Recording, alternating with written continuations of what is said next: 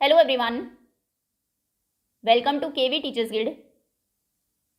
सो बच्चों, अभी हम डिस्कस करेंगे 8th क्लास सोशल साइंस का एक question paper.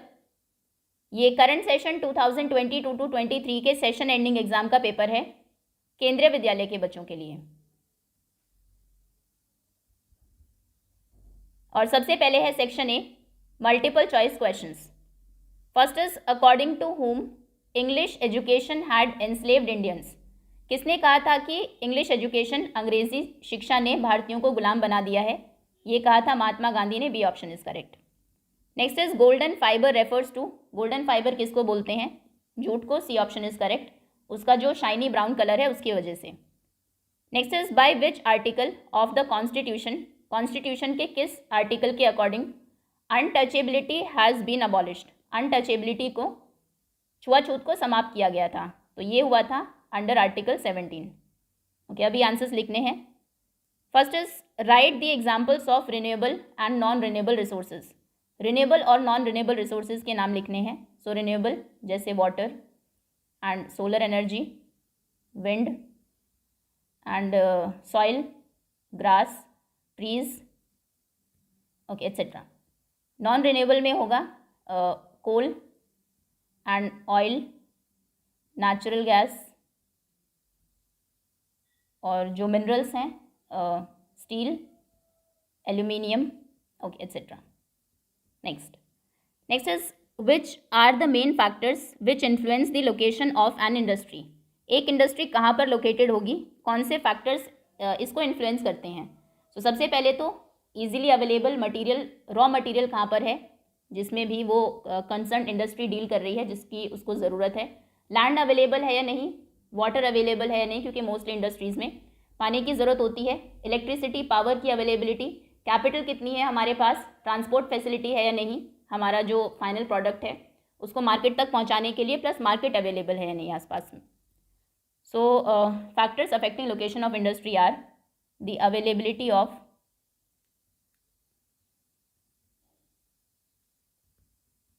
raw material and capital, land, water, power and transport facilities and market. Okay, next is sixth question. How is the system of education in earlier पाठशालास different from that of schools established during British rule? Earlier जो पाठशालास थी उनमें system of education कैसे different था Britishers ने जो schools, modern schools establish किए उनसे? So earlier पाठशालास में बहुत ही फ्लेक्सिबल सिस्टम था एजुकेशन का। मॉडर्न स्कूल के जैसे वहाँ पर कोई फिक्स्ड फीस नहीं होती थी, बुक्स नहीं थी, प्रिंटेड बुक्स, सेपरेट बिल्डिंग नहीं थी स्कूल के लिए, बेंचेस चेयर्स नहीं होते थे बच्चों के लिए, सेपरेट क्लासेस नहीं थी, सभी क्लास के बच्चे, सभी एज ग्रुप के बच्चे एक साथ मिलकर ही पढ़ते थे। कोई अटेंडेंस रजिस्टर नहीं था, रोल कॉल रजिस्टर नहीं थे, और रेगुलर एग्जामिनेशन नहीं होते थे, कोई टाइम टेबल नहीं था। तो the pathshalas had, the earlier pathshalas had flexible education, flexible system of education.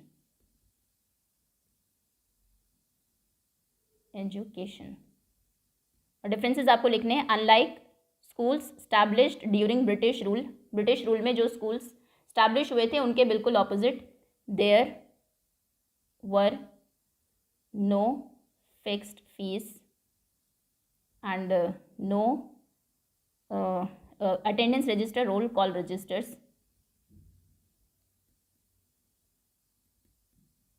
No printed books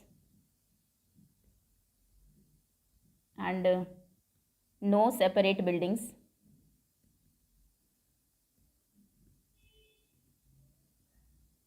no separate classes, also no regular examination,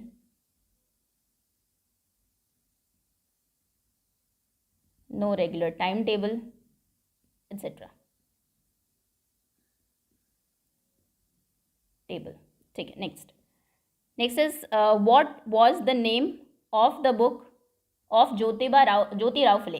Jyotirao Phule की बुक का क्या नाम था? Gulamgiri. And to whom did he dedicate it, उन्होंने ये बुक किनको डेडिकेट की थी? ये बुक उन्होंने उन सभी अमेरिकन्स को डेडिकेट की थी जिन्होंने फाइट किया था स्लेव्स को फ्री कराने के लिए, क्योंकि अमेरिका में जैसे स्लेवरी थी उसी तरीके से ब्लैक स्लेव्स वहाँ पर होते थे, उसी तरीके से उन्होंने कंपेयर किया था इंडिया के लोअर कास्ट को उनसे.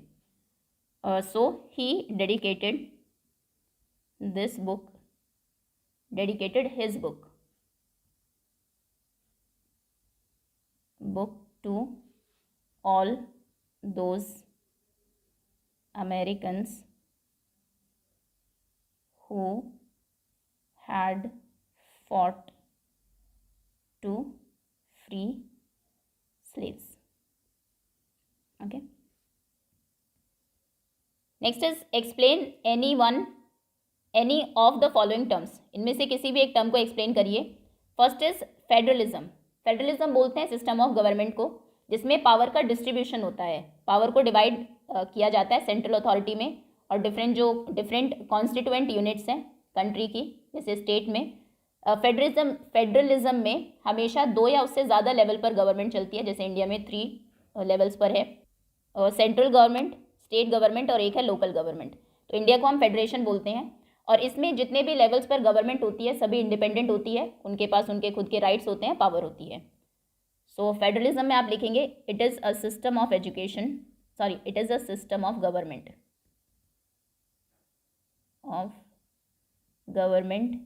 in which power is divided between central authority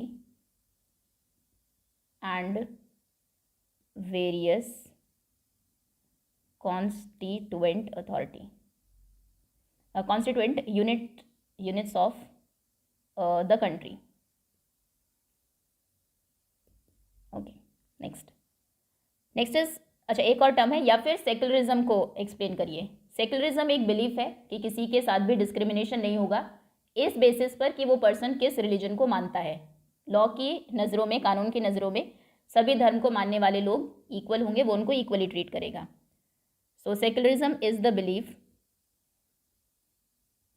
that no one should be discriminated on the basis of the religion he or she practices. Okay, next is what do you understand by the term marginalization? Marginalisation से आप क्या समझते हैं? इसका मतलब है एक group of people या फिर वो कम्युनिटीज़ जिनको मेजॉरिटी से एक्सक्लूड कर दिया जाता है क्योंकि उनकी लैंग्वेज डिफरेंट है या फिर कस्टम्स डिफरेंट है, रिलीजन डिफरेंट है, किसी भी वजह से उनके साथ डिस्क्रिमिनेशन होता है. So marginalization when a group of people are excluded from majority because of their language या फिर कास्ट या फिर कस्टम या फिर कलर या फिर रिलीजन, किसी भी वजह से. It is called marginalisation. Okay. Now next is section C, short answer type questions. First is what were the different reasons people had for not sending girls to school? लोगों के पास क्या different reasons थे girls को school ना भेजने के? सबसे पहले तो लोग मानते थे कि गर्ल्स अगर स्कूल जाएगी स्कूल उनके माइंड को पल्यूट कर देगा. दूसरा कि अगर स्कूल जाएंगी तो फिर घर का काम वो नहीं करेगी, डोमेस्टिक ड्यूटीज़ को परफॉर्म नहीं करेगी अच्छे से. और तीसरा उनको लगता था कि स्कूल जाएंगी तो पब्लिक प्लेसेस से उनको होकर जाना पड़ेगा, पब्लिक प्लेसेस से वो गर्ल्स को दूर रखना चाहते थे. 3 मार्क का क्वेश्चन है, 3 रीजंस आप दे देंगे. So first is they thought that education would pollute the minds of girls. Second, they feared that school would prevent them from doing their household या फिर domestic duties.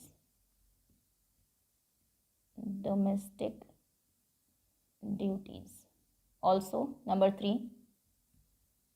they would have to travel through public places to reach school, and they believe that girls should stay away from public places. Okay. Next is, what is shifting cultivation? Shifting cultivation क्या है and what are its disadvantages? उसके disadvantages क्या है? So shifting cultivation में agriculture को practice किया जाता है एक पीस ऑफ लैंड पर, कुछ टाइम के लिए वहाँ पर खेती करते हैं, उस लैंड को वो कल्टिवेट करते हैं टेम्परली, उसके बाद उसको अबैंडन कर देते हैं, छोड़कर चले जाते हैं किसी दूसरे प्लेस पर फसल को, क्रॉप्स को ग्रो करने के लिए, कल्टिवेट करने के लिए, और उसको फ्री छोड़ दिया जाता है कुछ टाइम के लिए कि जो नेचुरल वेजिटेशन है वो उस पर ग्रो हो और लैंड अपनी फर्टिलिटी को रीगेन कर ले. So shifting cultivation is an agriculture practice in which a plot of land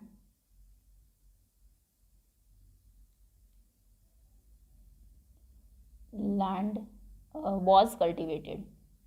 अभी तो नहीं होता है, प्रैक्टिस पॉसिबल भी नहीं है क्योंकि इतनी लैंड ही नहीं है. was cultivated temporarily and is abandoned to allow vegetation to grow freely so that land regain its fertility while the cultivator moves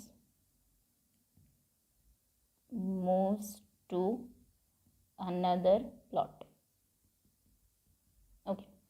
अभी नेक्स्ट है इसके डिसएडवांटेजेस. एक तो डिफॉरेस्टेशन होता है क्योंकि कल्टीवेशन के लिए लैंड को क्लियर किया, लैंड से पर जो ट्रीज़ है पहले उनको क्लियर किया जाता है.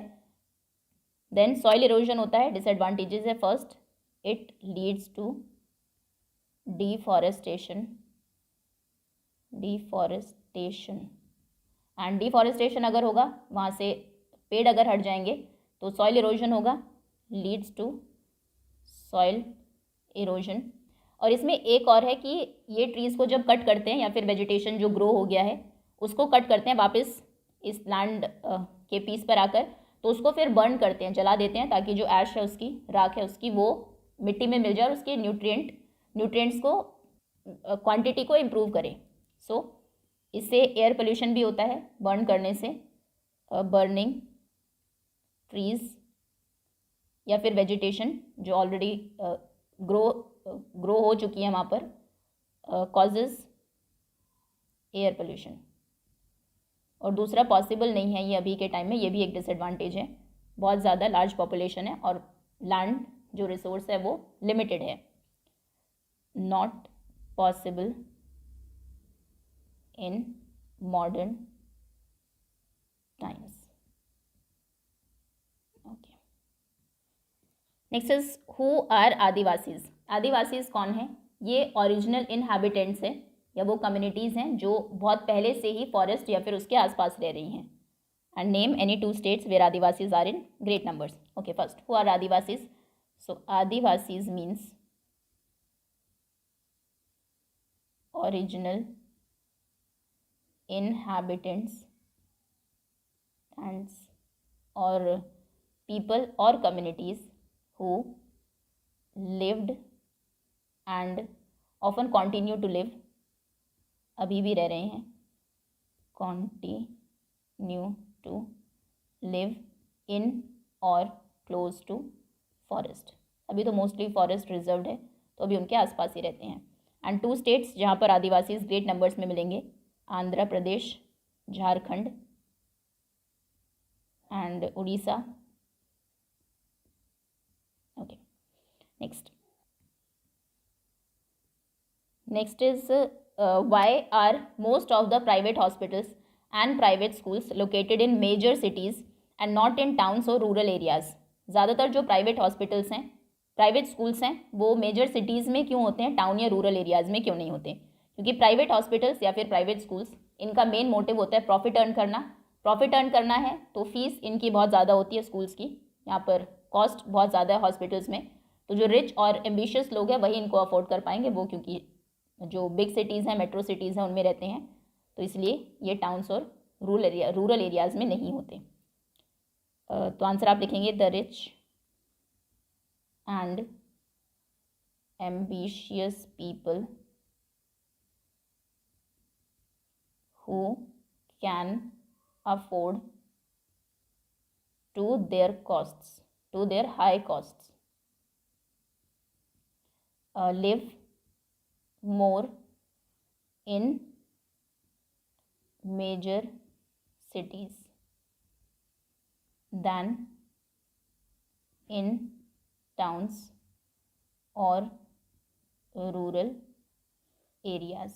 So that is why the private hospitals and private schools are mostly located in major cities and not in towns or rural areas.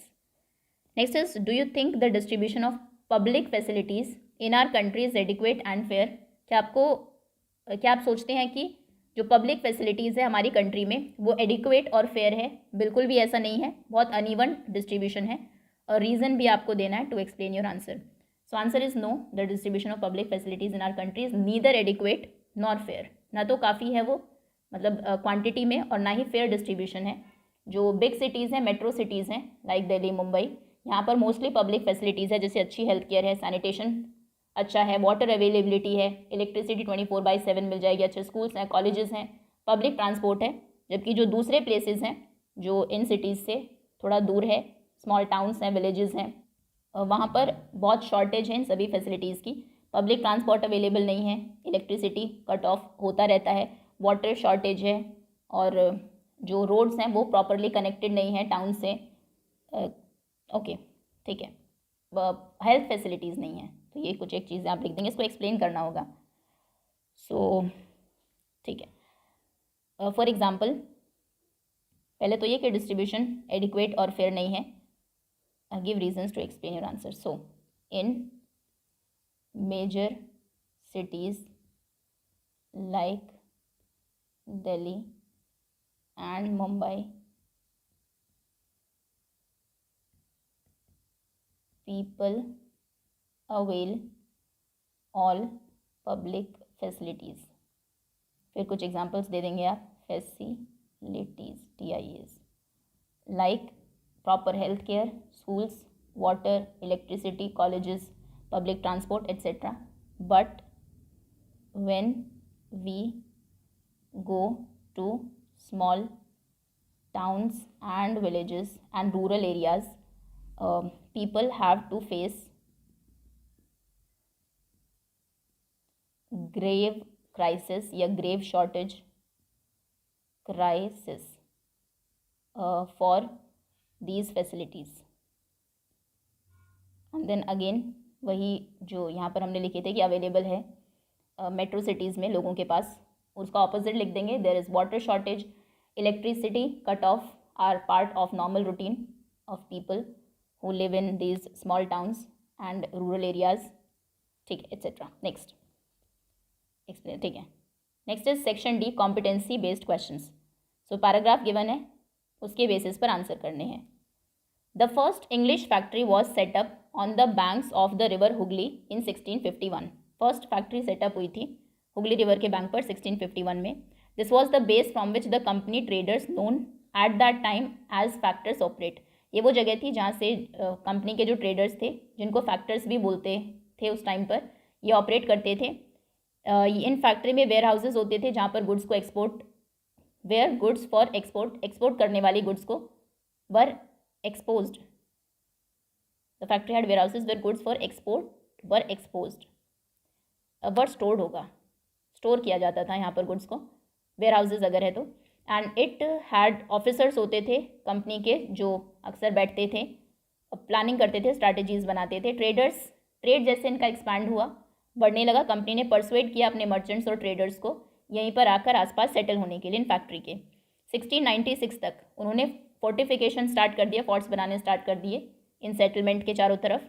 2 साल के बाद इन्होंने ब्राइब किया मुगल ऑफिशियल्स को इनटू गिविंग द कंपनी की कंपनी को ज़मींदारी राइट्स दे दे 3 villages के। इनमें से एक था कैलीकट जो ग्रो हुआ बाद में सिटी ऑफ कैलकटा में, कोलकाता, जैसे कि अभी आज हम इसको जानते हैं। फिर उन्होंने परसुएट किया मुगल एम्परर औरंगज़ेब को कि इनको इशू करे फरमान granting the company to right to trade duty free, कि कंपनी ट्रेड कर सके ड्यूटी फ्री। ठीक है, क्वेश्चंस देखते हैं। When was the first factory setup on the bank of Hugli river? Hugli river के बैंक पर पहली फैक्ट्री कब सेटअप हुई थी? सो इन 1651।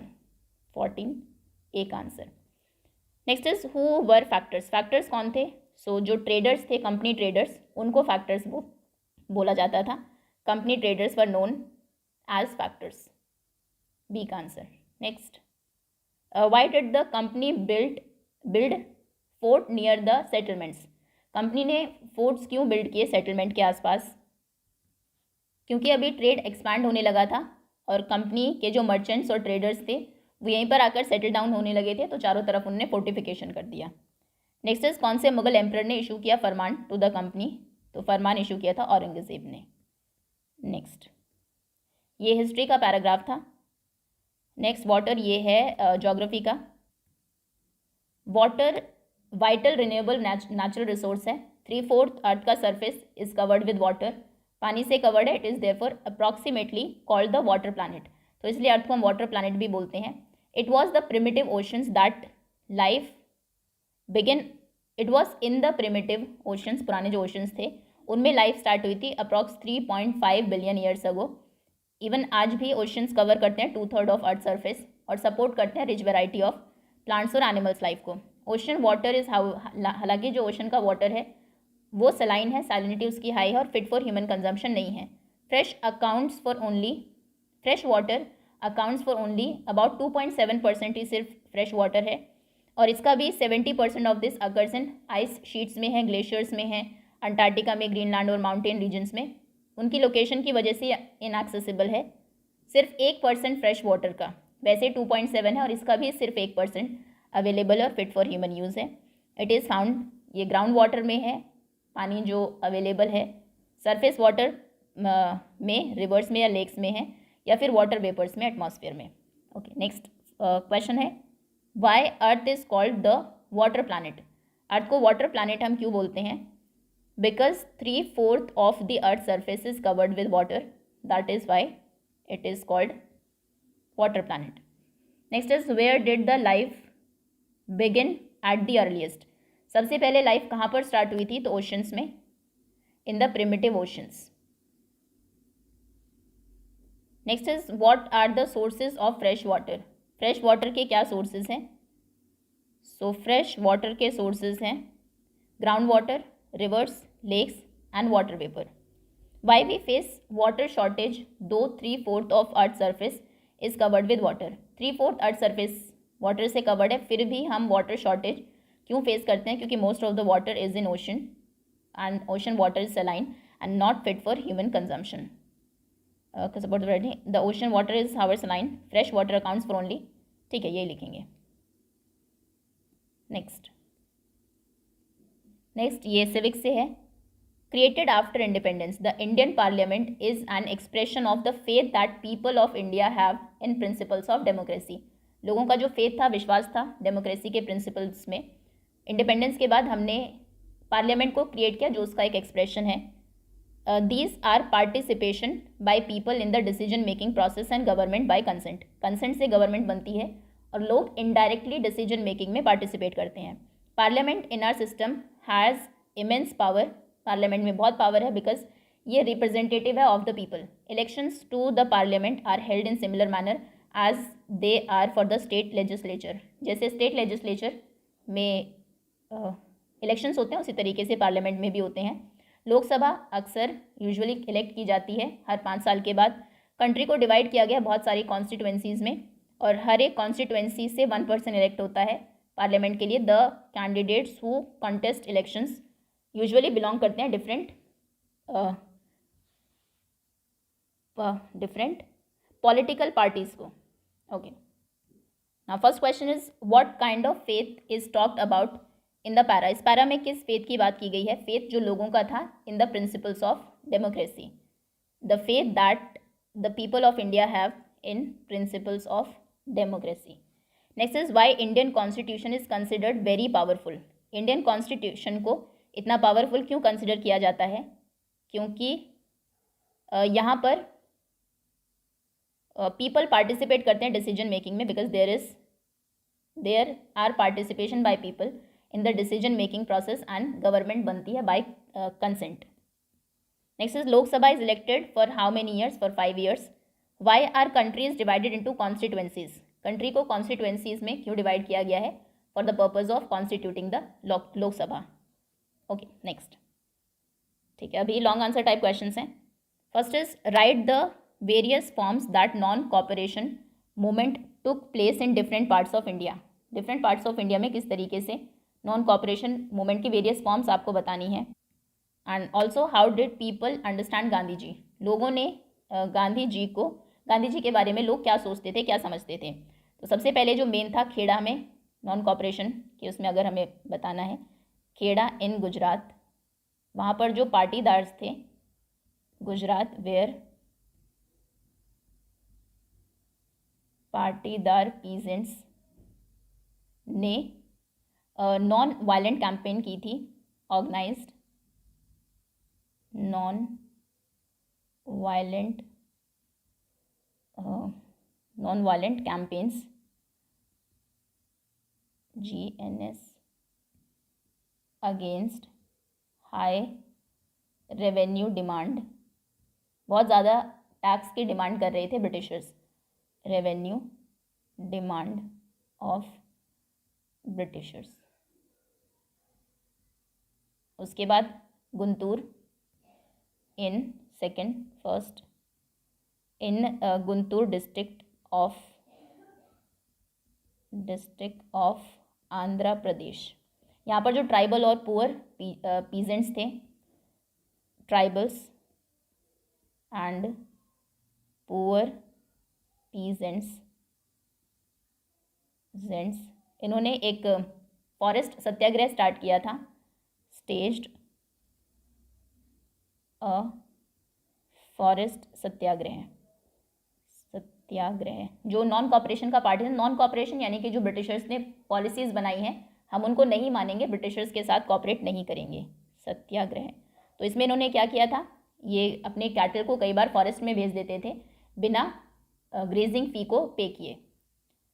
सो in this they send their cattle into forest, जिसको रिजर्व कर दिया था ब्रिटिशर्स ने, without paying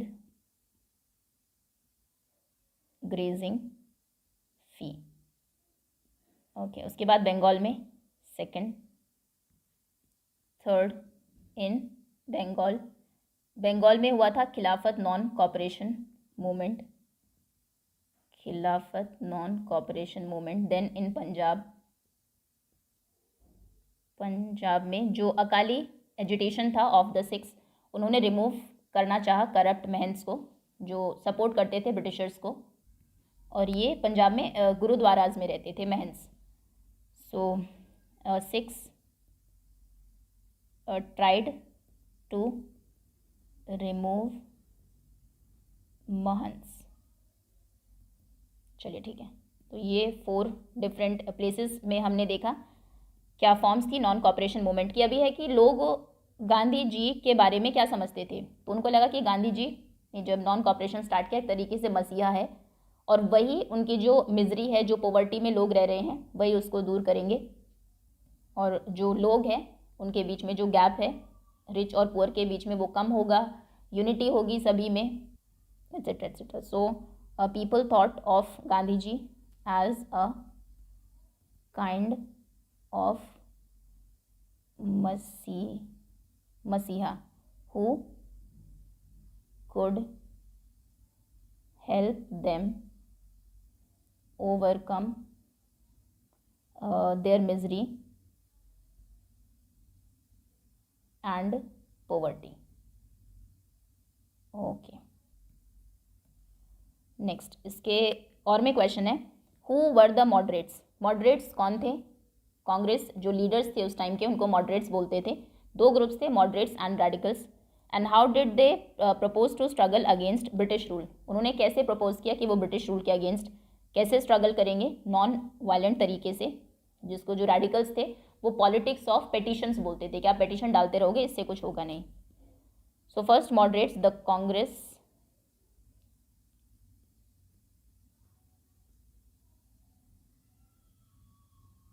leaders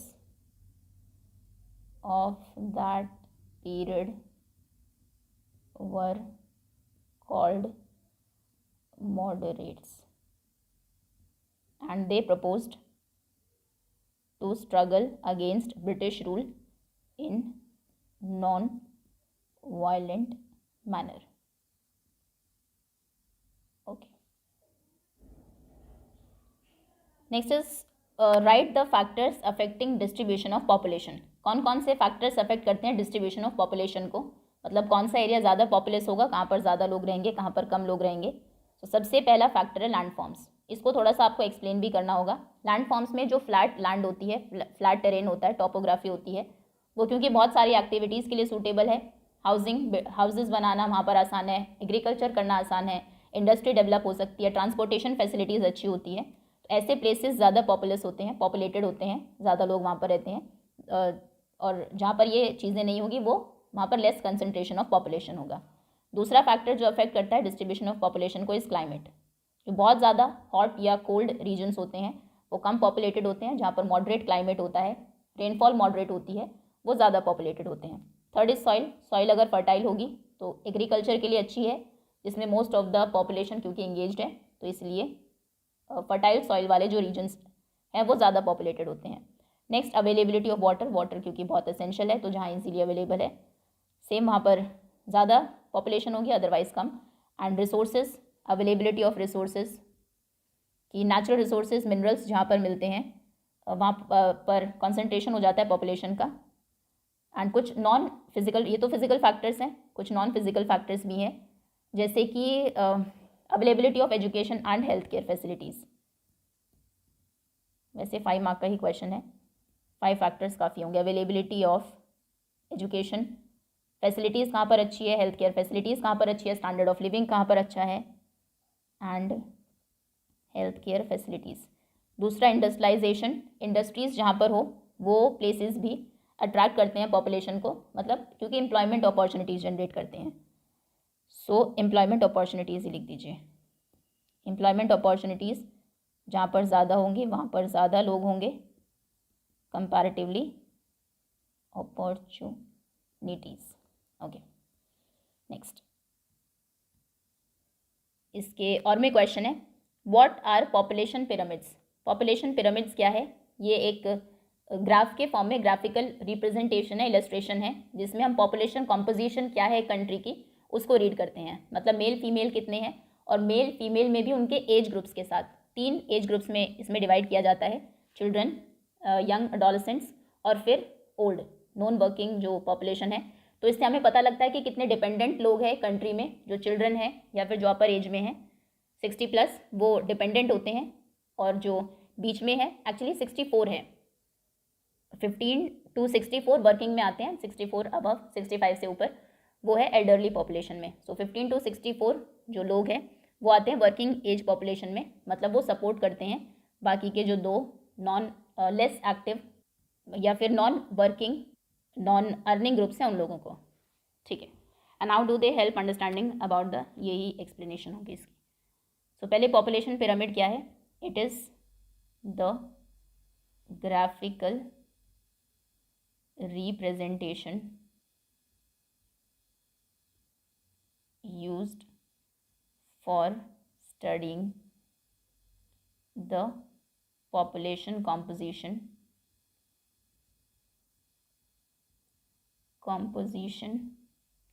of a country And how do they help in understanding about the population of a country? It shows the present number of males and females along with their age groups. So age groups कौन कौन से हैं? First children,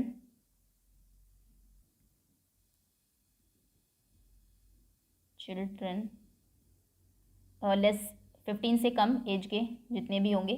उसके बाद आते हैं working class, working age population 15 to 64, between 15 and 64. And then उसके बाद elderly population, above 64, above 65 and above. Okay, तो किसी कंट्री में कैसे आपको पता लगेगा अगर एल्डरली और चिल्ड्रन ज़्यादा है? अच्छा, इसमें उसका कॉन्सेप्ट भी डाल सकते हैं डिपेंडेंट्स का, the number of dependent children और एल्डरली पॉपुलेशन और economically active individuals, working age population, इससे हम फाइंड आउट कर सकते हैं. So this age distribution of people tells us about number of dependents and economically active individuals present in the population. ठीक है. Next is what are the advantages to foreign companies in setting up production in India? India में production को set up करने में foreign companies को क्या advantages हैं? सबसे पहले तो लेबर चीप अवेलेबल है यहाँ पर. फर्स्ट इज अवेलेबिलिटी ऑफ, या फिर foreign companies get cheap labour. दूसरा, ये कॉस्ट यहाँ पर कट कर सकते हैं, नंबर ऑफ वर्किंग आवर्स को बढ़ा सकते हैं क्योंकि अनएम्प्लॉयमेंट बहुत ज़्यादा है, तो लोग कम पैसे में भी बहुत ज़्यादा लंबे टाइम के लिए काम करने को तैयार हो जाते हैं. So second, lower working conditions and lower safety measures are used as ways to cut cost, plus higher number of working hours,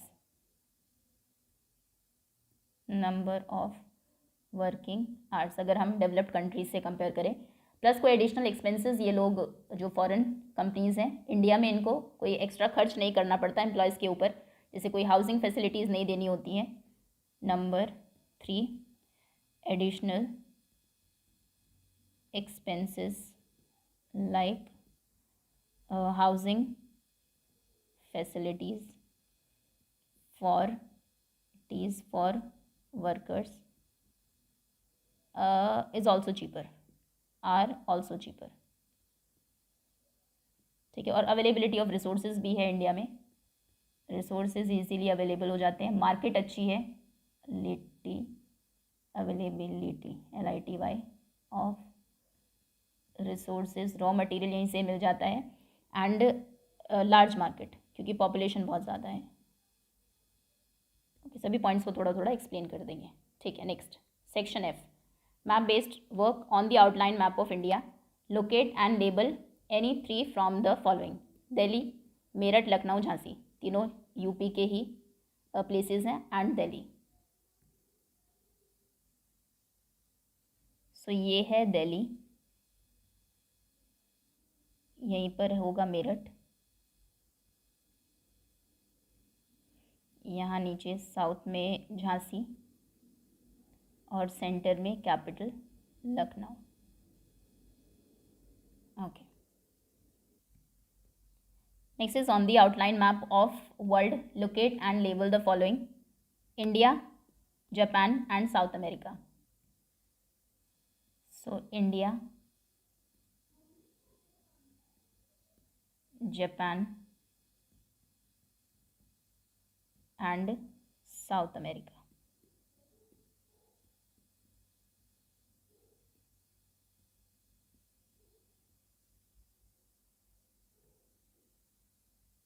okay, that's all students.